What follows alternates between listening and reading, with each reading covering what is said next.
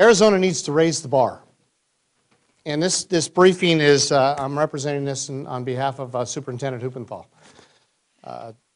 In order for us to take education to the next level and not do what we do today, is provide an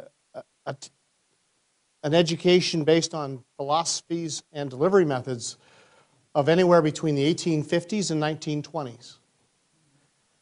In order to go to the next level, we need to enable our students, our teachers, and our administrators with tools and abilities to go to that next level.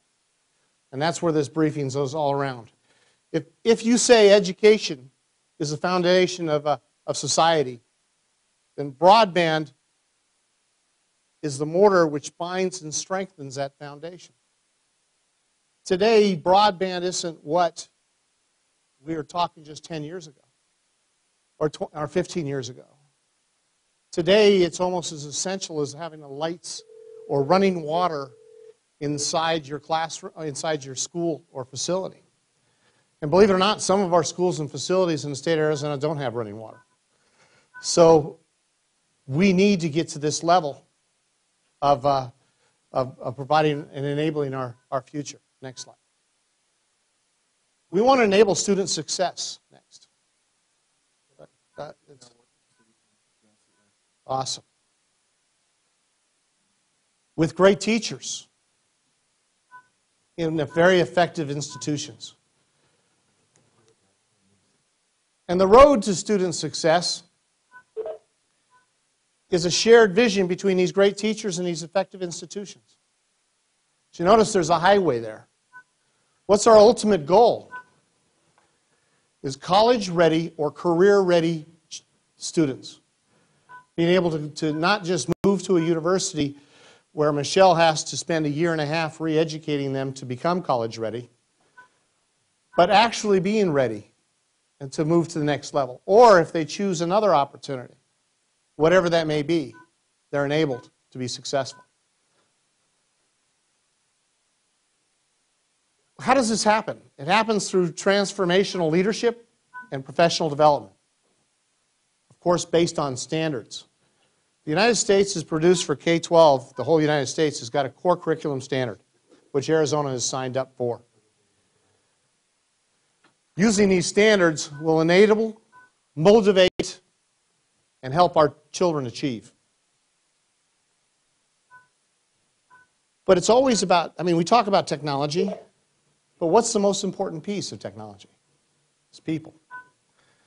A statewide system that uses information to purposely orchestrate resources of all our districts. LEAs to focus on progressing each student along a personalized success plan aligned with locally adopted standards. What did I just say? We envision in the state of Arizona, and we've been on a journey, Superintendent Huppenthal, when he got elected, his whole platform is to take education from 1 point in student growth, and we're 47th in the state right now, and escalate us to a much higher level. Well, if there was a magic sauce, there's 50 states that are all trying different things. This would seem easier than it actually has been.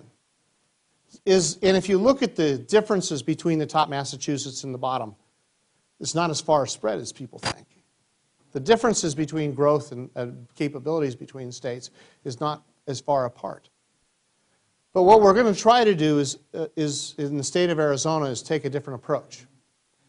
If you understand how every other industry works, and many people in this room probably have shopped at Walmart.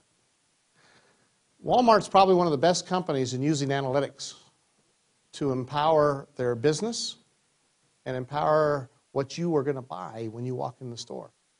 You think you know what you're going to buy. But I make you bet they know better what you're going to buy. They know when they put something on sale and they target it with their little happy face, they put it right there in the middle of things that they marked up, that you're going to buy everything around it. And their profit margin goes to the roof based on saying, I lowered this price. Why am I telling you a story about Walmart? Because education doesn't empower our districts, our schools, our parents, our teachers, our administrators with data. It doesn't empower them. It's all in segregated piles and all these different vendors' systems that doesn't talk to each other. Some districts are better than others. So what I'm going to propose is a maturity model that the state of Arizona is going to take a journey on. And of course, the first step is people, process, and technology. Understanding that, that we have to protect the identity of our children. We have to protect this data. And we have to be able to use something that we don't do in education very well is analytics. Is taking that data to another level, is understanding what that student may do based on a particular circumstance or teacher. Why is this important to broadband? Because everything's got to be real time. I used to work in the airline industry at American Airlines. They priced their seats every hour 2,000 times. Every hour. What happens in students? They change, they take tests, they do things every day.